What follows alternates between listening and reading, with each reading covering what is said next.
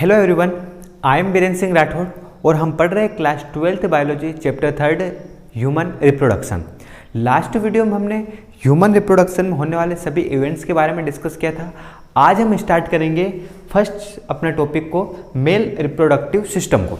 ठीक है, बेसिकली जो ह्यूमन के अंदर मेल रिप्रोडक्टिव सिस्टम होता है उसमें क्या है, टू टाइप्स के यहाँ पे सिस्टम देखने को मिलते हैं। फर्स्ट जो होता है जिसमें क्या होता है, प्राइमरी सेक्स ऑर्गन होते हैं, और सेकंड जो होता है वहाँ पे क्या देखने को मिलता है अपने को, सेकेंडरी सेक्स ऑर्गन देखने को मिलते हैं। तो प्राइमरी सेक्स ऑर्गन इसको बोलेंगे जिसमें क्या होता है, गैमेट्स का फॉर्मेशन होता है। हमें पता है कि ह्यूमन का जो मेल गैमेट होता है उसको स्पर्म बोलते हैं, जिसका फॉर्मेशन कहाँ पर होता है, टेस्टिस के अंदर होता है। इसीलिए जो टेस्टिस होता है वही क्या होता है, प्राइमरी सेक्स ऑर्गन होता है। और यह क्या, इसके नंबर्स कितने होते थे, 1 पेयर क्या होता है बॉडी के अंदर प्रेजेंट होता है। और सेकेंडरी सेक्स ऑर्गन की बात करें तो वहाँ पे डिफरेंट टाइप्स के डक्ट्स देखने को मिलती है, ग्लैंड्स देखने को मिलते हैं, एपिडिडाइमस देखने को मिलते हैं। देन वहाँ पे एक यूरेथ्रा होता है और एक पेनिस जो होता है। ये सभी क्या होते हैं, सेकेंडरी सेक्स ऑर्गन होते हैं, जो क्या करते हैं, जो स्पर्म होता है उसको मूवमेंट में ये हेल्प करते हैं, देन उसको ट्रांसफर करते हैं फीमेल जेनाइटल ट्रैक में। ये सारे जो होते हैं उसमें हेल्प करते हैं। और प्राइमरी सेक्स ऑर्गन जो होता है वो क्या होता है, टेस्टिस होता है। तो बेसिकली टेस्टिस जो होता है इसके मेनली 2 फंक्शंस होते हैं। फर्स्ट क्या होता है,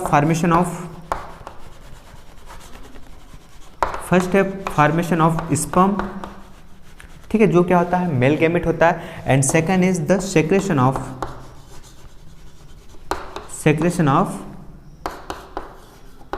टेस्टोस्टेरोन। ठीक है, सेकंड क्या है यहाँ पे, सेक्रेशन ऑफ टेस्टोस्टेरोन। टेस्टोस्टेरोन क्या है, ये मेल हार्मोन है। ठीक है, सेक्स हार्मोन इसको बोलते हैं। इसका सिक्रेशन भी कहाँ से होता है, टेस्टिस के अंदर से होता है। ठीक है, तो बेसिकली जो होते हैं 2 फंक्शंस हमें देखने को मिलते हैं किसके, टेस्टिस के।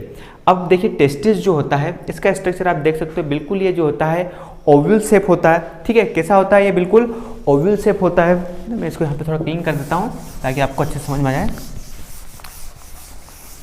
ठीक है, तो जो टेस्टिस होता है कैसा होता है, ओव्यूल शेप होता है। इसकी अगर साइज की बात करें, है ना, तो इसकी जो लेंथ होती है, ठीक है, इसकी जो लेंथ होती है वो कितनी होती है, 4 to 5 सेंटीमीटर होता है। ठीक है, बात करें इसकी वेट की तो इसकी जो विड्थ होती है वो होती है 2 to 3 सेंटीमीटर। एंड देन इसकी अगर बात करें इसके वेट की, ठीक है, तो इसका जो वेट होता है वो होता है 10 to 15 ग्राम। ठीक है, ये सारे जो है एनसीईआरटी के डाटा है ना, आपको याद करने। ठीक है, तो इसकी जो लेंथ होती है कितनी होती है, 4 to 5 सेंटीमीटर होती है।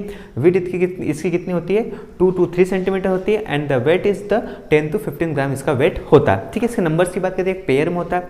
बेसिकली जो होता है, जो टेस्टिस होता है वो मेल के एब्डोमिनल पार्ट में प्रेजेंट होता है। और साथ ही क्या होता है, जो ह्यूमन की बॉडी होती है उससे थोड़ा आउटर साइड होता है। ठीक है, ये आउटर साइड होता है। ये इसको एनसीईआरटी ने बताया कि ये जो होता है बॉडी के पेल्विक पार्ट्स के होता है, आउटर साइड प्रेजेंट होता है। कहाँ पे होता है, ये स्क्रोटम के अंदर क्या होता है, हैंग होता है, झूलता हुआ क्या होता है, ये प्रेजेंट होता है, स्क्रोटम के अंदर ये प्रेजेंट होता है। ऐसा क्यों, क्योंकि नॉर्मली बॉडी टेम्परेचर पे क्या होता है कि जो नॉर्मली बॉडी टेम्परेचर पर जो टेस्टिस होता है वो फंक्शन नहीं कर पाता। मतलब ये फंक्शन क्या करता है, स्पर्म का फॉर्मेशन करता है। तो स्पर्म का फॉर्मेशन जो होता है 37 डिग्री सेल्सियस पे नहीं हो पाता।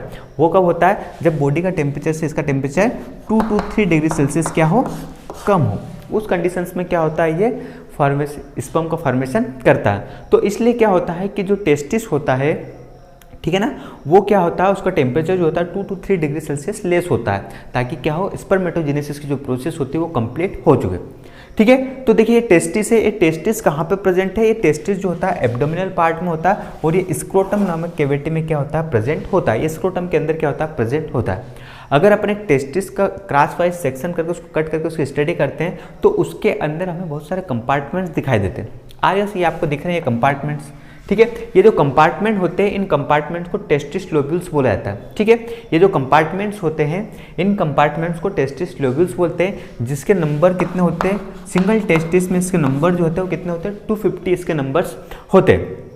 ठीक है, तो ये जो होते हैं कंपार्टमेंट्स होते हैं जिनको टेस्टिस लोब्यूल्स बोलते हैं। अब इन लोब्यूल्स के अंदर भी क्या होते हैं, ट्यूब लाइक स्ट्रक्चर प्रेजेंट होते हैं। ठीक है, ये आपको दिख रहे हैं यहाँ पे, है ना, ट्यूब लाइक स्ट्रक्चर प्रेजेंट होते हैं जिनको सेमिनिफेरस ट्यूबुल्स कहा जाता है। ठीक है, तो यहाँ पे आप देख सकते हो कि हर एक क्या है कि हर एक कंपार्टमेंट में आपको ये लोब्यूल्स देखने को मिलते हैं और इन लोब्यूल्स के नंबर सिंगल कंपार्टमेंट में कितने होते हैं, 1 to 3 होते हैं। ठीक है, मतलब एक सिंगल लोब्यूल्स के अंदर या एक सिंगल कंपार्टमेंट्स के अंदर इन सेमिनिफेरस ट्यूबुल्स के जो नंबर होंगे वो 1 से लेकर 3 हो सकते हैं।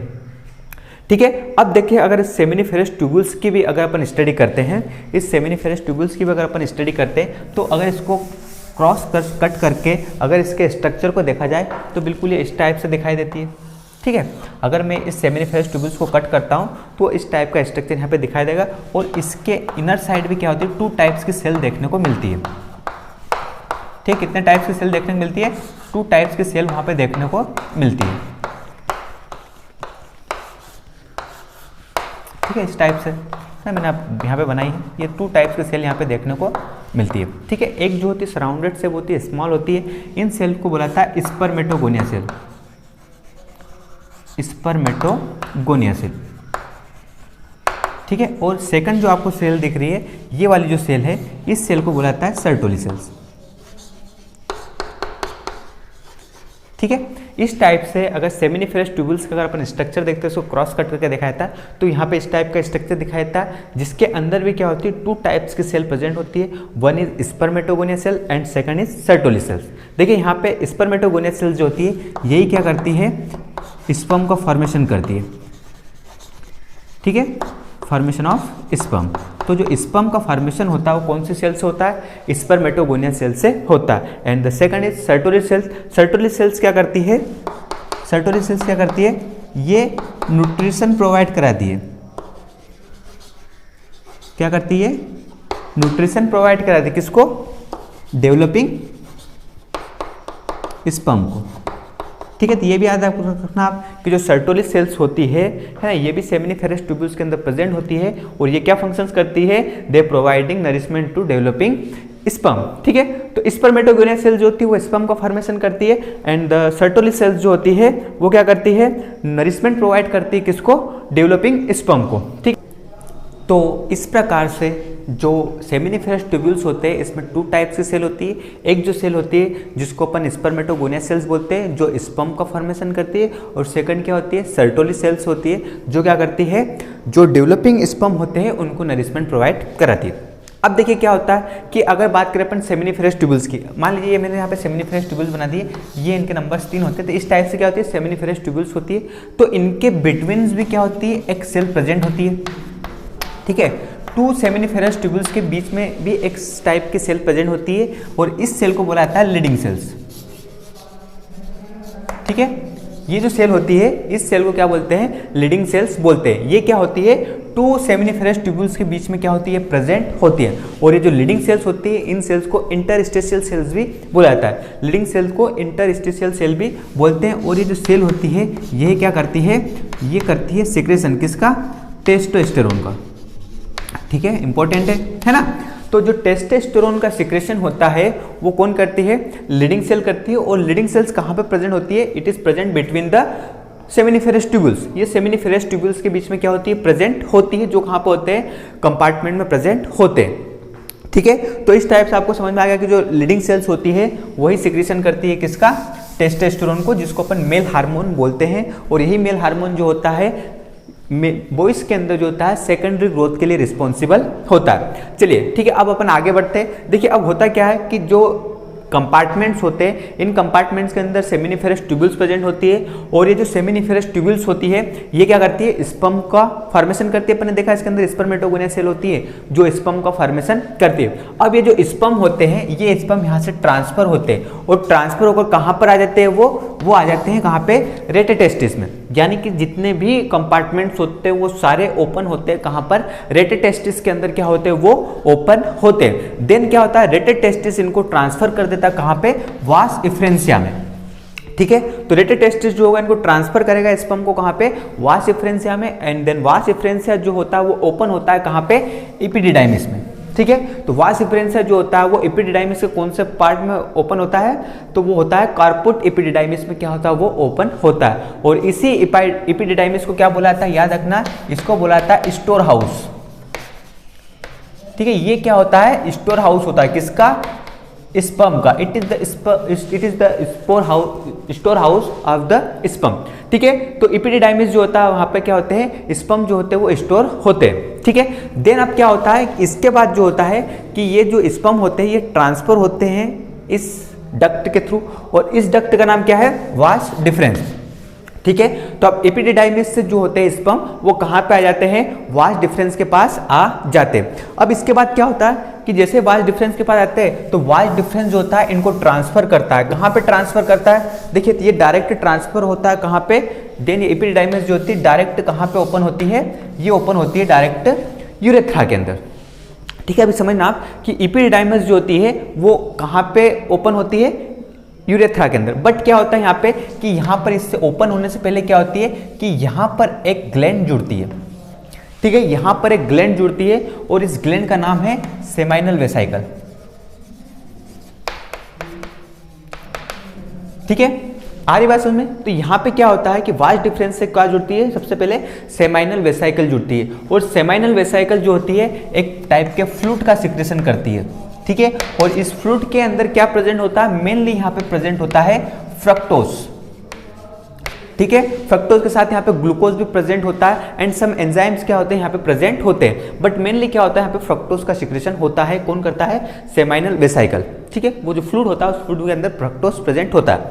अब होता है क्या है, देखिए जैसे कि अपन ने यहाँ पे देखा कि जो स्पर्म होते हैं जब वो डेवलप होते हैं उस कंडीशन में उसको नरिशमेंट सर्टोली सेल्स देती है, देन जब यहाँ पे ट्रांसफर होता है तो यहाँ पे इनको क्या, इनको यहाँ पे भी न्यूट्रिशन चाहिए, तो न्यूट्रिशन इनको कहाँ से मिलता है, सेमाइनल वेसाइकल से, और सेमाइनल वेसाइकल जो होती है वो किसका सिक्रेशन करती है, फ्लूइड का सिक्रेशन करती है, जिसको मेनली सीमन बोला जाता है। आगे जाके अपन पढ़ेंगे इसको भी, है ना। तो सीमन जो होता है ना, इसलिए सीमन का सिक्रेशन कर रही है, इसलिए इसको सेमाइनल वेसाइकल बोला जाता है। ठीक है, जिसमें क्या होता है, फ्रक्टोज होता है, ग्लूकोज होता है, सम एंजाइम्स क्या होते हैं यहाँ पे प्रेजेंट होते हैं। ठीक है, तो सेमाइनल वेसाइकल से किसका, फ्रक्टोज का सिक्रेशन हुआ। अब ये फ्रक्टोज जो होगा, है ना, क्या करेगा, ये स्पर्म को न्यूट्रिशन देगा। ठीक है, जो स्पर्म होते हैं उनको नरिशमेंट मिलेगा, स्पर्म को एनर्जी मिलेगी। ठीक है, मूवमेंट में अच्छे से होगा। देन क्या होता है, जैसे और आगे बढ़ते हैं तो यहाँ पर क्या होती है, यहाँ पे ग्लैंड्स प्रेजेंट होती है। ठीक है, यहाँ पे 2 ग्लैंड्स प्रेजेंट होती है। आ रही बात समझ में, कितनी ग्लैंड्स प्रेजेंट होती है, यहाँ पे 2 ग्लैंड्स होती है। जो अपर साइड ग्लैंड होती है उस ग्लैंड को बोलते हैं प्रोस्टेट ग्लैंड। ठीक है, जो अपर साइड ग्लैंड होती है उस ग्लैंड को क्या बोला जाता है, प्रोस्टेट ग्लैंड, और जो बॉटम साइड ग्लैंड होती है इस ग्लैंड को बोलते हैं बल्बोयूरेथ्रल ग्लैंड। ठीक है, इस ग्लैंड को क्या बोला जाता है, बल्बोयूरेथ्रल ग्लैंड बोला जाता है। ठीक है, बल्बोयूरेथ्रल ग्लैंड को कॉपर ग्लैंड भी बोलते हैं, क्योंकि इसकी डिस्कवरी जो थी कॉपर ने की थी, इसलिए इसको कॉपर ग्लैंड्स भी बोलते हैं। तो देखिए यहाँ पे 2 ग्लैंड्स प्रेजेंट होती है, प्रोस्टेट ग्लैंड होती है और बल्बोयूरेथ्रल ग्लैंड्स प्रेजेंट होती है। बल्बोयूरेथ्रल ग्लैंड के कुछ ज्यादा फंक्शन नहीं है, बट प्रोस्टेट ग्लैंड के यहाँ पे फंक्शन देखने को मिलते हैं। तो प्रोस्टेट ग्लैंड क्या फंक्शन करती है, फर्स्ट क्या होती है, कैल्शियम आयन का सिक्रेशन करती है। ठीक है, किसका सिक्रेशन करती है, कैल्शियम का सिक्रेशन करती है, और साथ ही साथ ये जो सीमन होता है, आ रही बात है, क्योंकि अब देखिए यहाँ पे स्पर्म के साथ साथ क्या मिल गया, यहाँ पे जो सेमाइनल वेसाइकल से जो फ्लूइड सीक्रेट हुआ था वो भी मिल गया। ठीक है, और अब यहाँ पे कैल्शियम भी आ गया। तो ये जो सीमन है, इस सीमन को क्या करती है, ये एल्कलाइन बनाती है। ठीक है ना, आ रही बात समझ में, एल्कलाइन नेचर जो होता है इसको प्रोवाइड कराती है। याद रखना, सीमन का जो pH होता है वो 7.3 to 7.8 होता है, मतलब ये बेसिकली है ना क्या होता है, ये एल्कलाइन मीडियम का होता है। क्यों होता है, इसका भी रीजन है कि जब क्या होता है कि सीमेन जब क्या होता है फीमेल के जेनाइटल ट्रैक्ट में एंटर करता है, आ रही बात में, फीमेल के जेनाइटल ट्रैक्ट में वो एंटर करता है, तो क्या होता है वहाँ पे कि जो फीमेल का जेनाइटल ट्रैक्ट होता है वो एसिडिक मीडियम का होता है। ठीक है, और एसिडिक मीडियम में क्या होता है, ये स्पर्म जो होते हैं ये मर जाते हैं। वहाँ पे जो होता है इनको क्या होता है, बिल्कुल न्यूट्रल मीडियम की रिक्वायरमेंट होती है। बट फीमेल का जो मीडियम होता है कैसा होता है, जेनाइटल ट्रैक्ट कैसा होता है, एसिडिक होता है। इसके कारण क्या होता है, उनकी डेथ हो जाती है। इसीलिए क्या होता है यहाँ पे जो प्रोस्टेट ग्लैंड होती है वो क्या करते हैं, उसको एल्कलाइन मीडियम प्रोवाइड कराती है, ताकि क्या हो जाए कि अपने पता है कि जब भी एल्कलाइन मीडियम किसी एसिड से मिलता है तो वहाँ पे क्या हो जाता है, न्यूट्रल हो जाता है। तो इसीलिए जो होता है सीमन कैसा होता है, एल्कलाइन मीडियम का होता है, और किसके कारण होता है, प्रोस्टेट ग्लैंड के कारण होता है। ठीक है, तो अब प्रोस्टेट ग्लैंड जो होती है किसका, कैल्शियम और एल्कलाइन का सिक्रेशन करती है। देन अब क्या होता है, सारे कहाँ पे पहुंच जाते हैं, इस यूरेथ्रा के अंदर पहुंच जाते हैं। देन यूरेथ्रा से वो कहाँ पे चले जाएंगे, जो मेल जेनाइटल ट्रैक्ट होता है जिसमें क्या बोलते हैं, पेनिस बोलते हैं, पेनिस के थ्रू क्या होता है, इसका इजाकुलेशन होता है। ठीक है, तो फीमेल के जेनाइटल ट्रैक्ट में जो होता है पेनिस के थ्रू इजाकुलेशन होता है, कोपुलेशन की प्रोसेस के थ्रू इसका इजाकुलेशन होता है। ठीक है, तो इस टाइप से जो होता है सेमिनिफेरस ट्यूब्यूल से स्पर्म का ट्रांसफर होता है तो कंप्लीट यूरेथ्रा से होते हैं पेनिस तक क्या होता है उसका ट्रांसफर होता है, और यही इसका क्या होता है पाथवे होता है, और यही कंप्लीट क्या होता है ह्यूमन का मेल रिप्रोडक्टिव सिस्टम होता है। ठीक है, तो ये आप इसको वीडियो को 2 बार देखना तो आपको और अच्छे से समझ में आ जाएगा। Thank you.